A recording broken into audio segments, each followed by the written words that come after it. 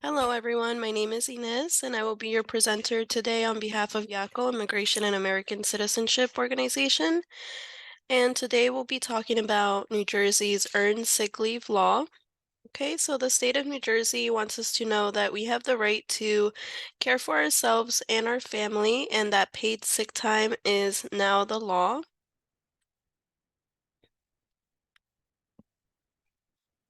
Okay, so first, just a quick disclaimer before we start. So this presentation provides general information, not legal opinion. And because of this, we here at IACO cannot cover case-by-case scenarios. So the New Jersey Department of Labor and Workforce Development has provided this information and related materials as part of the fiscal year 2023 Cultivating Access, Rights, and Equity Care Grant Program. The presenters work closely with the New Jersey Department of Labor, the presenters being us here at IACO, to keep this information timely and accurate. However, there will often be a delay between official publications of the materials and modifications. The New Jersey Register and the New Jersey Administrative Code remain the official sources for regulatory information published by the New Jersey Department of Labor. Okay, so to begin, the earned sick leave law applies to nearly all New Jersey employees to care for themselves or their family. And there are a couple different ways you can refer to earned sick leave. So these can be paid sick leave, paid sick time, or a paid sick day. And employers must ensure that these existing policies are in compliance. Okay, so the New Jersey Department of Labor and Workforce Development oversees implementation and enforcement, and you can find the required notice of employee rights in 11 languages, one-page overviews, FAQs, and other helpful resources at mysickdays.nj.gov. All right, so what is the earned sick leave law? So this law states that employers must provide employees with up to 40 hours of paid sick time per year to care for themselves and their family. And employers may provide 40 hours upfront or employees accrue 1 hour for every 30 hours worked. Okay, so who is covered under the earned sick leave law? So this applies to nearly all employees, full-time, part-time, and temporary, and it is regardless of how you are paid, which can be either by cash, piece rate, or salary. So who is not covered? The following people will not receive sick leave under this law: union construction workers under a collective bargaining agreement, most per diem healthcare workers, public employees who are provided sick leave with full pay pursuant to any state law, rule, or regulation, and independent contractors. Okay, so this is what the notice of employee rights looks like, and it is required to be posted in your workplace. Okay, and how does sick leave accrue? So 1 hour is accrued for every 30 hours worked, or your employer has the option to provide a lump sum slash advance, and your employer can limit usage to 40 hours per benefit year. So when can we use our earned sick leave? We can use it to care for ourselves and our family members. We can also use it for to care for our physical or mental health or injury or wellness care. We can use it to get vaccinations and or recover from side effects. We can also use it to deal with matters related to domestic or sexual violence. We can also use it to attend school meetings for our children. And we can also use it when there is a public health emergency that closed work or the school or place of care of your child. Okay, so New Jersey's definition of family is very generous, and you can actually care for more than just your immediate family. The state recognizes the following as family: So your child, whether being biological, adopted, or foster child, your stepchild, legal ward, child of a domestic partner or civil union partner, your grandchild, um, your sibling, your spouse, domestic partner or civil union partner, your parent, your grandparent, your spouse, domestic partner or civil union partner of an employee's parent or grandparent, or a sibling of an employee's spouse, domestic partner, or civil union partner, any individual related by blood to the employee, or any individual whose close association is the equivalent of family. Okay, so there are two kinds of sick leave. We have planned and unplanned, or scheduled and unexpected. So for planned sick leave, this would be when an employee has planned to use their sick leave. For example, they have a doctor's appointment for wellness care.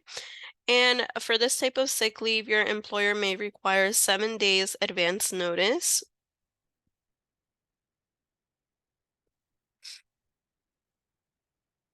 Okay, and for unplanned sick leave, this is when the employee is unable to reasonably anticipate their need for leave.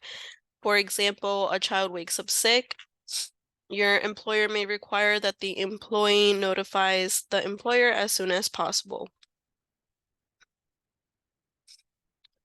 Okay, and how are we paid for our sick days? So we are paid the same rate we normally earn, not including overtime. But different calculations do exist for the following types of employees. So for tipped workers, for employees that receive multiple rates of pay, piecework, and commission.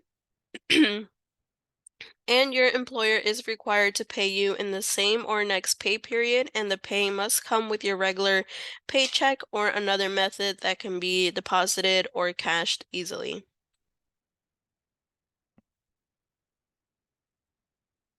Okay, and here are some rules for employers. So, if an employee has a need for earned sick leave, an employer may require documentation only when the employee has used 3 or more consecutive days, or if it's a high volume period for the business, or there is a special event.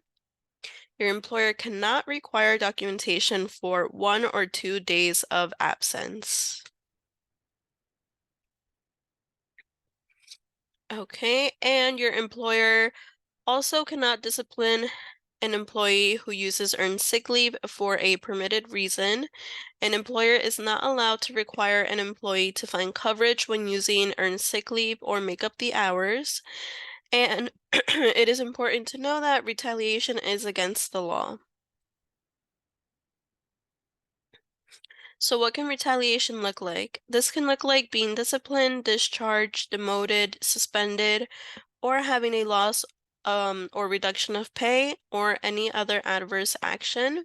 Some examples include refusing to permit a worker to take an overtime shift, changing an employee's schedule, changing an employee's type of work, or implementing a timekeeping system.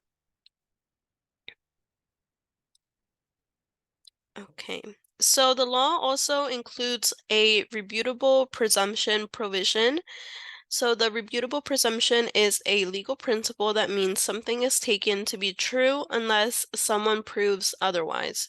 So if you file a complaint or if you cooperate with an investigation, if you tell others about an alleged violation, or if you inform others of their rights, and then within 90 days your employer takes adverse action against you, the law requires the New Jersey Department of Labor to presume that there has been unlawful retaliation. Then your employer would have to prove otherwise. So in legal terms, an adverse action generally means that it would dissuade a reasonable worker from exercising their rights. Okay, and what happens to our unused sick leave? So, unused leave time at the end of a benefit year is either carried over or brought back by the employer, or bought back by the employer. So up to 40 hours can be carried over per benefit year. Employees are permitted to have more than 40 hours of earned sick leave in their leave bank. However, an employer is permitted to limit them to 40 hours usage or carry over per year. And if you believe your rights are being violated, you can visit mysickdays.nj.gov, where you will find the Notice of Employee Rights in 11 languages, the one-page overviews, FAQs, and other helpful resources. And you can also file or download a complaint form online. So employers may not retaliate against you for filing a complaint. It's against the law. Employers that break the law can face fines and penalties. You can learn more at myworkrights.nj.gov. And the New Jersey Department of Labor employees do not ask questions about immigration or citizenship and serve all workers regardless of their status. The New Jersey Department of Labor will not share any information from an investigation with any federal immigration agency unless legally required to do so. Okay, and once again, it's important to remember that we have the right to be paid. You're due the full amount of wages owed for all hours worked and no less than the applicable state minimum wage.